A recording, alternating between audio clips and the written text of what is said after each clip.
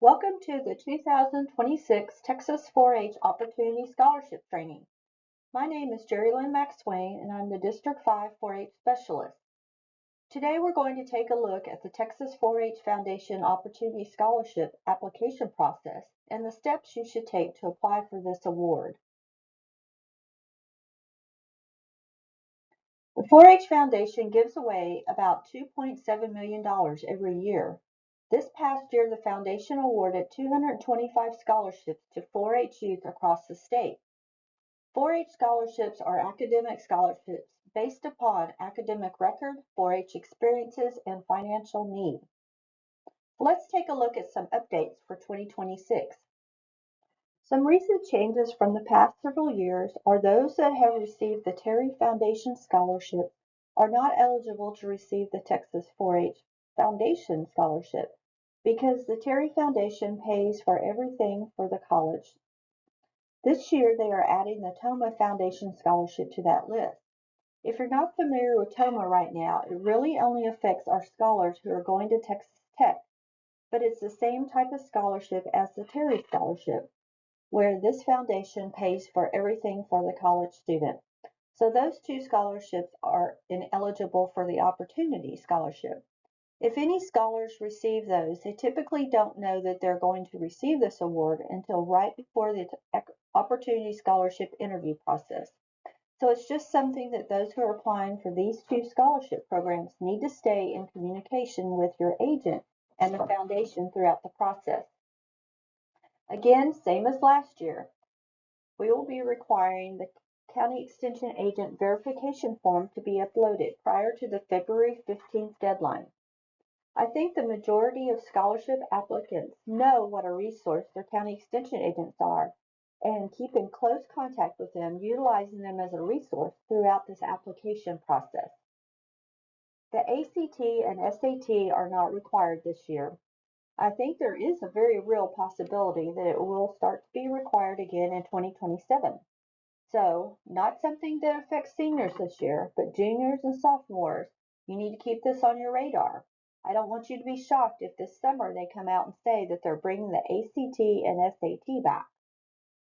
If you're selected to interview for a scholarship, you come to the interview process during the scheduled weekend.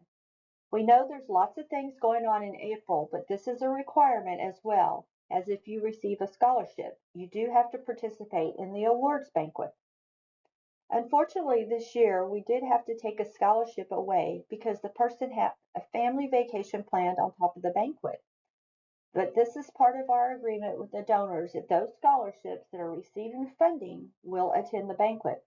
So the foundation holds pretty firm to this rule. To participate in the interview, it's a self-sign-up, first come, first serve interview time. If you've seen this form before, it's the same as last year. Last year was the first year the foundation awarded a $30,000 scholarship to the top-ranking scholar. The goal of the foundation is to grow where they're giving more $30,000 scholarships because we know college is more expensive. So they're trying to line up their scholarships with that and maybe not increase the number of scholarships that are given, but how large the scholarships are. But again, this year it will be the one $30,000 scholarship. This is not something I think applicants really need to even have on their mind when they go through the application process. This shouldn't be the goal. This is just like an extra sweet treat on top if you are the person who gets that. The goal is to get an interview, right? And then to even get a scholarship because the scholarship process is so incredibly competitive.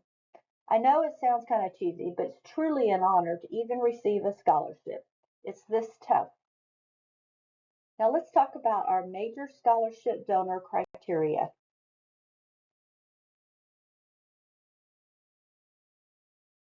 There are no new changes from years past other than this was new last year. Houston used to have a cap. I think it was that anyone who already had a $115,000 in scholarship wasn't eligible for the $20,000 Houston scholarship. They did take away that cap last year, so that'll be the same this year with no cap. There are a couple of shows that have specific criteria, And this is the Fort Worth Stock Show and the Rodeo Austin. And this has to do with participating. This doesn't mean just showing livestock. So if you did dairy judging there, or maybe public speaking, or the food challenge contest, any sort of participation, then this counts as participating in these two shows. Let's look at the three. There are three different types of scholarships available: the baccalaureate, technical, and courageous heart. You can only apply for one of the three scholarships, so choose the one that's most applicable to your educational plans and goals. The baccalaureate is for those scholars who are going to a Texas university to receive a BS or BA degree. These scholarships range from $3,000 up to $30,000. The technical scholarship is for those who aren't going to get a bachelor's degree. They're going to maybe get an associate's degree or a technical certification. We're seeing a lot of radiology now offered at junior colleges, going through a 2-year program there, or welding, cosmetology, all sorts of things fall under this technical realm.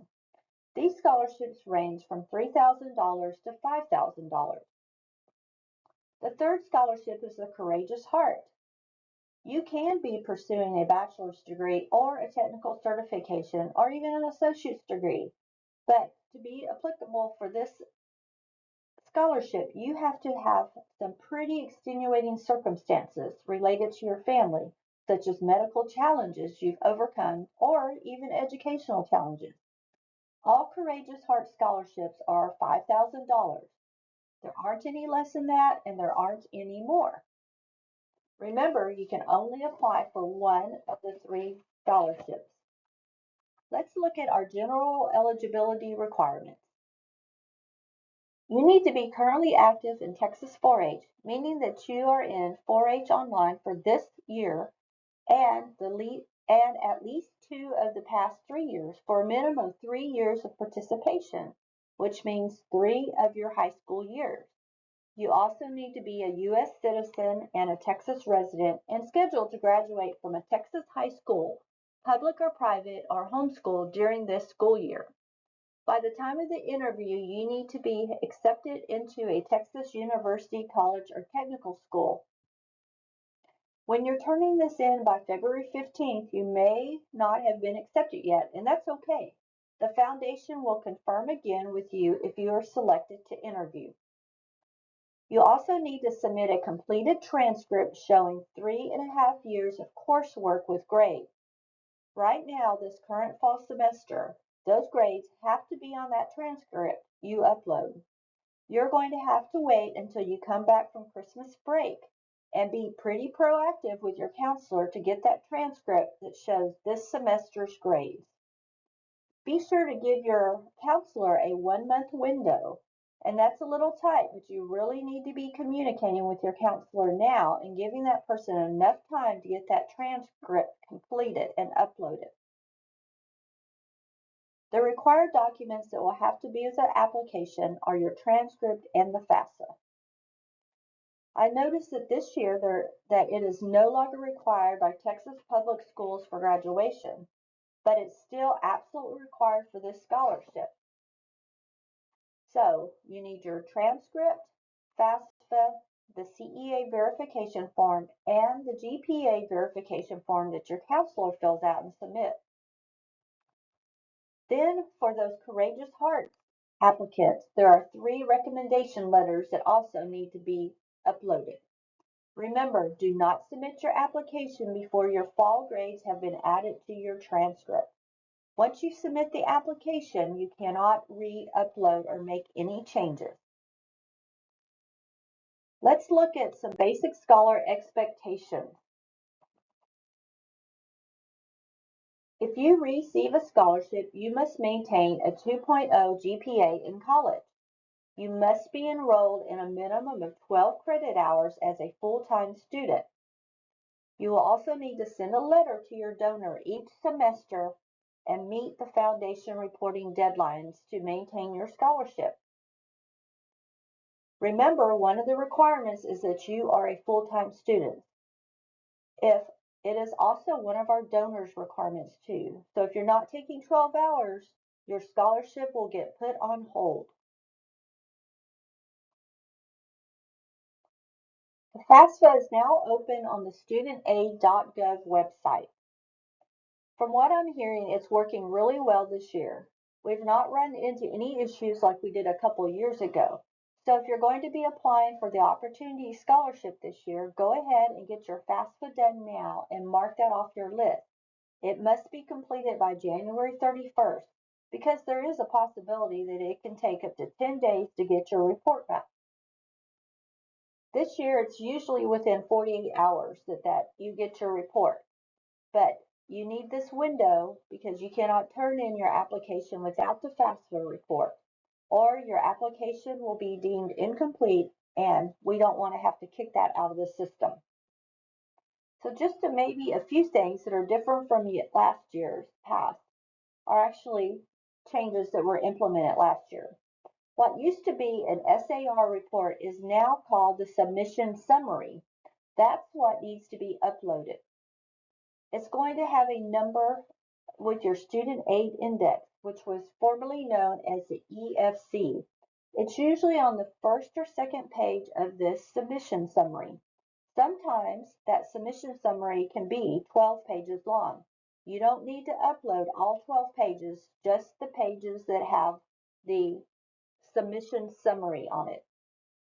If for any reason we start to have issues like we did 2 years ago with FAFSA and it's a system breakdown on their end, you need to be in communication with your county agent. They'll reach out to me, and which in turn I will reach out to the foundation about the situation. All right, let's move on to the actual application process. The application is all completed online on the Texas 4-H Foundation website. You can download the questions that you'll be completing in this application and type those up in Word or Google, but they need to be copied and pasted into the actual online application. There are a few items that you need in order to complete the application. One of the most helpful items is your Texas 4-H record book. It's not required that you have completed a record book, but it's very helpful in completing the application process. The foundation doesn't see your record book as you're not uploading it. The judges don't see it, but it's super helpful in completing this application. The new record book guidelines came out in October and they run pretty parallel to the Opportunity Scholarship application, which will help you in completing this process. Anyone who's applying for the scholarship should print out the rules and guidelines and use them throughout the entire process. Also, as a reminder, you'll need your FAFSA with the summary and the SAI index. You'll need your county extension agent verification form, which you will upload. And then you'll need the GPA verification form, which your counselor fills out. And we'll talk more about this on an upcoming slide. Let's look at some important dates to remember. By January 31st, you must have completed the 26-27 FAFSA application. February 15th is our deadline for uploading the scholarship application. I know that is a Sunday, so you really need to be on top of that and get it done early. There's not a big window between the foundation announcing who's invited for the interview and the actual interview weekend. Interviews will take place April 24th through 26th in College Station. Friday, they're typically from noon to 5 p.m., Saturday all day long, and then Sunday, they usually start around 8 a.m. and try to finish up by noon. This is mandatory that you participate in person in this interview in order to receive a scholarship. Lastly, the scholarship banquets take place in June during State Roundup in College Station. It depends on which scholarship you end up getting as to which banquet date you go to. The first day would be any San Antonio scholarship and what we call foundation scholarships, meaning the ones in which the foundation oversees the payout. The second day, June 4th, will be any scholars who get a Houston scholarship. So, for now, make sure you hold both of those days. If you are invited back for a second interview and to qualify for the $30,000 scholarship, it will be held virtually the next week after the in-person interviews. Once you upload your application, the foundation turns them over to the judges, basically for the whole month of March, and the judges review them online. Keep in mind that judges review about 220 applications each. Each application is viewed by a panel of 5 judges, and it may not be the same 5 judges. We do have a 9-person judging crew, so it's all mixed and mingled. It's not the same 5 judging each application. Your high score and your low score are dropped, and then we average the 3 remaining scores to get your application score. Then, excuse me, then these are matched up with a scholarship. Next comes the interview process.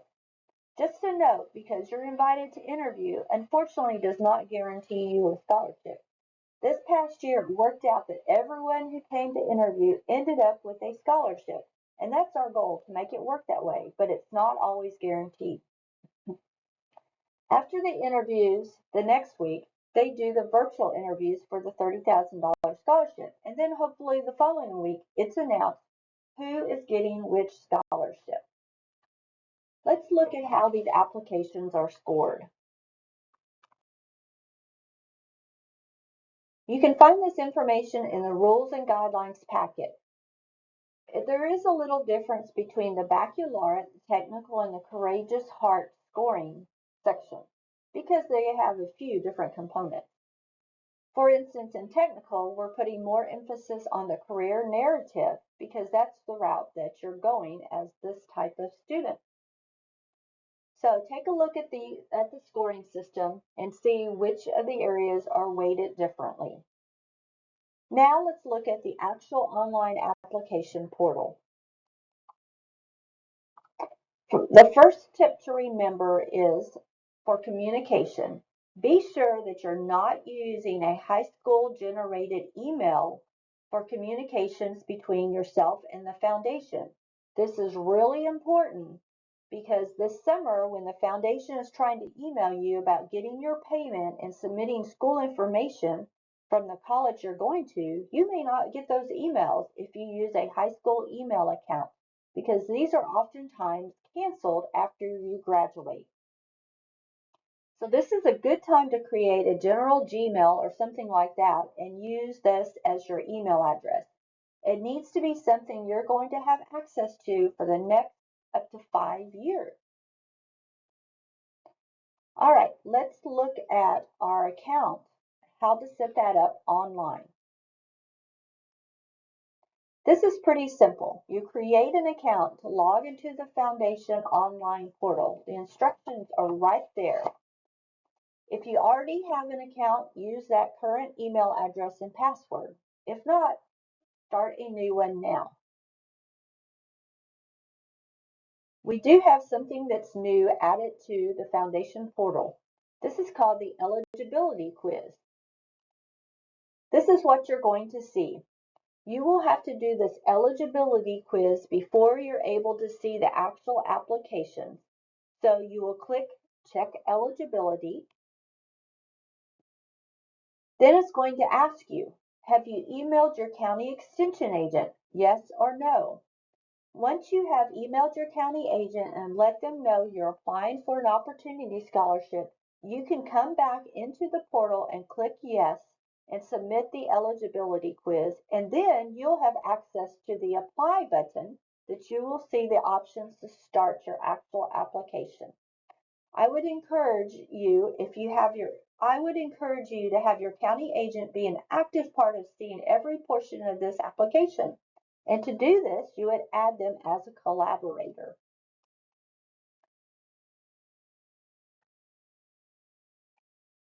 The Collaborate tool allows you to invite anyone, including your county agent, to view and edit your application.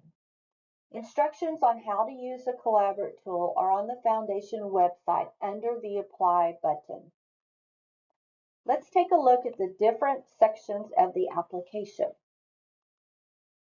There's nothing new from years past. It's pretty straightforward with these 8 sections. The first is the personal information section. No one sees this personal information or the demographic section or the district and county information besides the foundation. At the bottom of the district and county information section, this is where you will upload the county extension agent verification form that has been signed by your agent. The next section is your college and university information. It asks for your first choice and your second choice. If you've already been accepted to a college or university, let's say it's Texas Tech, and they know that you're going there, you do not have to put in a second choice. This is just for some stats that we collect at the foundation. The judges do not see this information at all. The next section pertains to livestock show participation. This is just information that the foundation uses to determine if you were to fall into that range. So if you're eligible for Fort Worth and you're eligible for Austin, and you participated in those shows, then they know whether or not to include or exclude you from those types of donor awards. Again, remember, participation goes beyond just showing animals. Next, you will list your expected graduation date and upload your high school transcript. Remember, the foundation does check every transcript by hand. Every single one is open and verified against the transcript that your counselor has submitted. The next section is super important. This is where you're going to email your school administrator. The system is going to make you do this, and you can't submit your application without it. You need to email your principal or other administrator and let him or her know that you are applying for this scholarship. In turn, it will send the counselor a form to let the foundation know what quartile you are in. So if you're homeschooled, this is where the email will go to the parent. The parent is going to get this email and will need to fill it out as if they are the counselor. If the counselor portion is not completed, when it's turned in, it will be deemed incomplete and the foundation will kick out your application. So this will need to be done. Not only does the email have to be sent, the counselor's portion has to be done and completed before the February 15th deadline. My advice is that after you come back from Christmas break, immediately go talk to your counselor and say, I need a transcript showing my fall semester grade. I'm going to send an email to you and I need to have this filled out before February 15th. Have that in-person conversation with your counselor after you send the email. Check with them often. Make sure they have received it and stay on top of this until you get that out. Make sure you give your counselor ample time. This is what questions are going to be asked of your school administrator. This is how you can see if your school administrator or your counselor has submitted the email with the information back to the foundation. After 7 days, they will get a reminder letting them know that this needs to be done. And so it is recommended that you follow up with that person after this first request is made to ensure that they stay on top of it and get this done for you. Section 6 is where your financial information goes.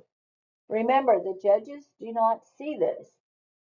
A tip would be in your financial narrative to not say, I know my FAFSA score is really high or low.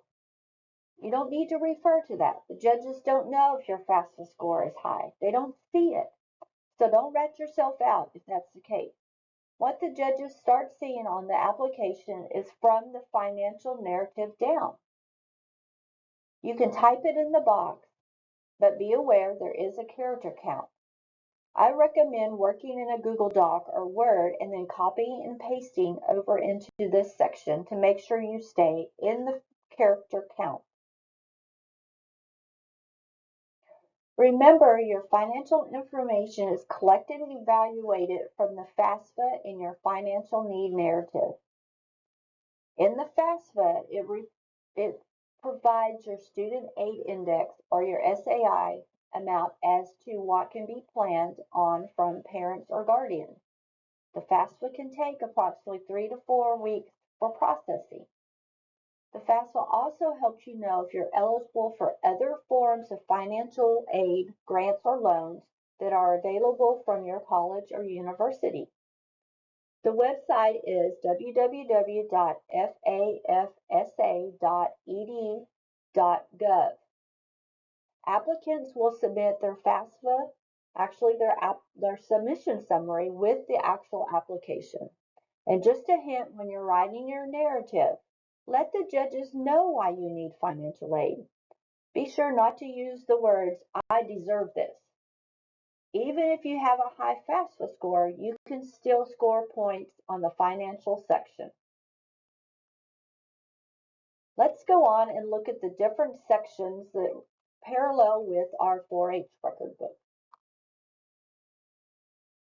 The different sections of the application include providing information on your 4-H project, your leadership roles in 4-H, any honors you might have received while a 4-H member, and then your citizenship and community service that you've provided during 4-H. The last section allows you to provide information on any opportunities that you participated in outside of 4-H. You can use different tools to help you complete this part of the application, such as your 4-H record book, past award applications, or other records you might have kept. Information must be presented in the space provided. Remember, there are character counts for each of the sections. Information that you provide should stress the quality of your experiences rather than the quantity. So let's take a look at the section containing 4-H projects. In this section, you can either type directly in this box or copy and paste from another document. They do provide a formatting example here. You can upload your own into this section, but remember it needs to be a PDF if you upload it, and it has to fit on one page. If it spills over onto a second page, the judges are trained not to judge anything on that second page, so you may lose some valuable points. Just remember, this is just like when you're completing a record book. You need to make sure that the readability and the judges are able to pick out important information very quickly, because remember, they are looking at approximately 220 applications. So remember, judges are moving quickly through these applications, so make it in a format that they can find your information very, very quickly. You can use bolding, italics, bullet forms, and so forth. Make sure if you use any type of acronyms, you spell those out, because not every judge is familiar with the same acronyms that you are. Remember, these sections all relate to your 4-H experiences, whether that's in leadership, honors, community service, or citizenship. You do have one last section that you can outline those other opportunities you did outside of 4-H. All right, this is the same with your 4-H leadership roles. You can type it directly into the box or upload it, but it must be on one page. I highly encourage you to read the instructions above each of the sections. A lot of youth are not reading these instructions. Like on leadership, it says you can list up to 20 leadership roles. And sometimes we find youth listing 25 and the last 5 are not getting scored. This can also put a bad taste in the judge's mouth, like, oh, they didn't even bother to read the instructions. So first and foremost, read the instructions and follow those. Your 4-H honor section. Same thing, you can type in the box directly below, or you can upload. This is where the foundation differs a little bit from record books. You can see that in the instructions it says you can only list 4 major 4-H honors. So you need to list the 4 that you feel are most important. The judges are trained that a 7th place goat at the county show does not lose points because it wasn't grand champion at Houston. They're not judging on the notoriety of the award and how big and prestigious it was. They're judging based off of what did it mean to you as a 4-H member. So the impact statements are really important because you need to explain why this award was important to you. The impact on you is the most critical area to address in this section. Same with your 4-H citizenship and community service. Type it here or upload. Just be aware that your leadership section and your community service section should not look exactly the same. You should be listing in your community service section how this benefited and the impact it made on somebody else. Now, the last section is for your outside 4-H experience. This is where you can talk about everything you did outside of 4-H. You can list all your church, school, FFA, other organizations, any leadership, job experience. Things like that are listed here. Just like the other sections, you can type directly in the box or upload it into this section. Now you're going to provide your personal narrative. This is the big one that gives the judges a sense of who the applicant is and what 4-H has meant to you. My advice on this one would be to remember that judges are reading 220 applications, and you need to make sure that after they've read this narrative, they feel like maybe they know you a little bit, and you gave them a great picture of your 4-H experiences without repeating exactly what you just said in all the previous sections, because that would be pretty boring if you just repeat things that you've already told them before. Make sure you also do not use your name in the narrative. Your career narrative is where you talk about what your future plans are. Tell us what you're going to do, what you're going to be doing 4 or 5 years from now. I know this can be tough, but I'll also say that career narratives that say, I'm not sure what I'm going to do yet.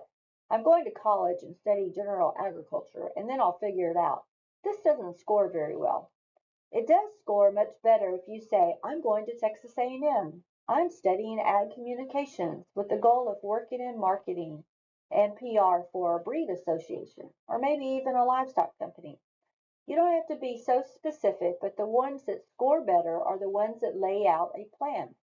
This is also where you talk about colleges you've visited or schools or research you did on different degree plans. If you have a 4-H project or a job that directly relates to your upcoming college or career, you can mention that here. You might even mention some job shadowing that you've done. Lastly, you click to acknowledge that everything you have said is true and accurate, and then you submit it. Make sure you do this by February the 15th at 11:59 p.m. After that, the portal is closed and no other applications can be submitted. Here are some helpful tips that you may use in completing your application. Be sure to include your county extension agent in your reviews. You are required to send an email to your agent before you start the application process. Your county agent is required to sign the verification form, verifying that you are in good standing with your local county extension program. Your agent does have the right to request to see your application before they sign off on this verification form. Make a plan early with your agent to have them review your application and sign off on the form.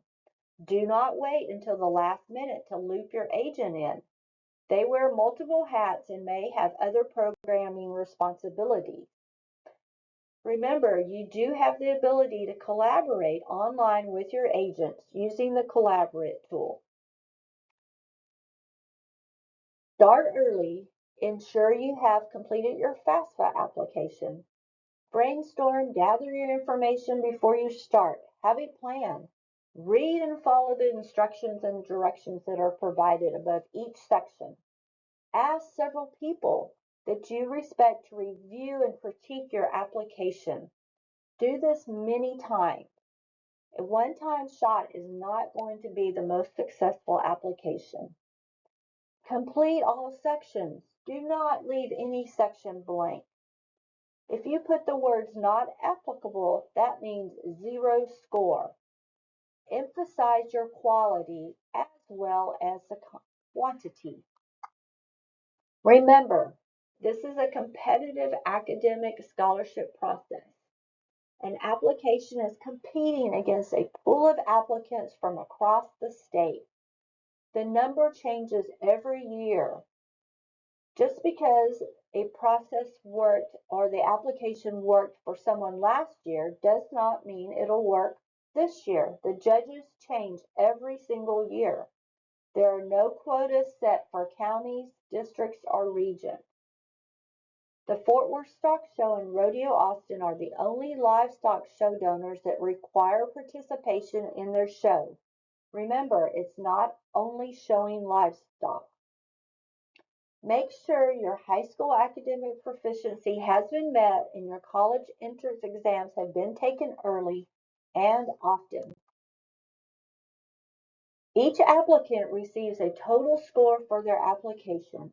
Scores are sorted from highest to lowest, and applicants are matched with the maximum dollar scholarship for which you qualify.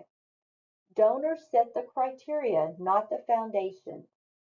Scholarships restricted to a major, a college, and/or a course of study is verified every semester during the duration of your scholarship period. Don't lie to get a scholarship. It will catch up to you. Narratives that have only been written once are rarely effective.